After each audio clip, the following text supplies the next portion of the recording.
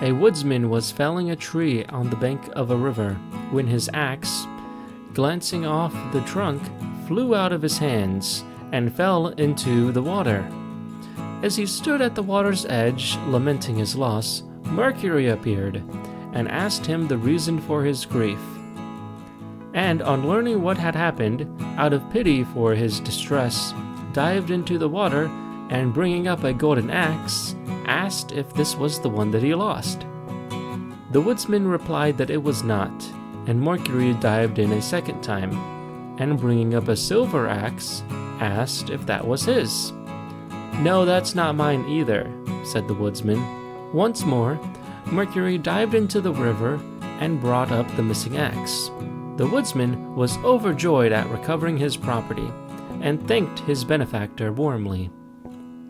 And the latter was so pleased with his honesty that he made him a present of the other 2 axes. When the woodsman told the story to his companions, one of them was filled with envy at his good fortune, and determined to try his luck for himself. So he began to fell a tree at the edge of the river, and he purposely let his axe drop into the water. Mercury appeared, as before, and on learning that his axe had fallen in, dived into the water, and brought up a golden axe as he has done previously. Without waiting to be asked whether it was his or not, the fellow cried, "That's mine, that's mine!" and stretched out his hand eagerly for the prize. But Mercury was so disgusted at his dishonesty that he not only declined to give him the golden axe, but also refused to recover for him the one that he had let fall into the stream. This is one of Aesop's fables, short stories that look simple on the surface, but hide advice that only reveal themselves when you slow down and think about it. Here's how I see this one. Honesty is rewarded, and dishonesty is punished. It can go deeper than that, though. The first woodsman doesn't try anything. He simply tells the truth, and because of that, Mercury responds with generosity, out of respect. The second man sees an opportunity. He treats Mercury much less like a person and more like a vending machine. His attempt at manipulation is a signal that says, "I will take advantage of you if I can." And Mercury responds by leaving him alone. In real life, people work in a very similar way. I'm going to tell you a short story of a man named Sam, which is completely fictional. Sam believes that he is fully independent. Sam doesn't need anyone. Sam doesn't care about what others' opinions are. And most of the time, he's right. Life is pretty good. However, life is really good at throwing unexpected things at you.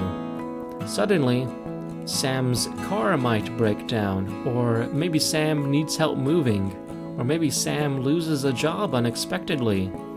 Maybe Sam is feeling very overwhelmed and needs somebody to talk to. In these moments, Sam suddenly realizes something uncomfortable. Sam's past behavior has made him alone, and now he doesn't have anyone to help him. Every previous action that Sam has had where he was accusatory or manipulative or selfish resulted in people that not wanting to talk to him, and as a result, less willing to help him. People tend to be mirrors in this sense. Kindness invites kindness, respect invites respect, and treating people like they are tools results in them leaving you. Here's a more everyday example. Imagine you're struggling in a class. There's a test coming up and you're not prepared. The teacher's assistant, however, who grades the tests, happens to be a friend of yours. You're faced with a choice. Do you try to bend the rules and convince your friend to give you a good grade on the test? Or are you honest and do you really study? In that moment in time, your grade in that class seems to be all that matters in life. But that's not actually what matters. What's critical in this situation is not your grade, it is your reputation. If you build a reputation of someone who cheats, lies, and manipulates when things get hard, people will learn not to trust you. They keep their distance. On the other hand, if you build a reputation of honesty and fairness, people feel safer around you. they're more willing to help you because they feel that you do the same to them. Yes, it is possible to fake kindness, to manipulate people while pretending to be good, but that kind of life is exhausting, and inevitably the mask will slip, and it'll all come back to bite you. The best way to have the benefit of a good reputation is simply to be a good person. There's no reason to overthink it. An amazing quote that I love on this subject.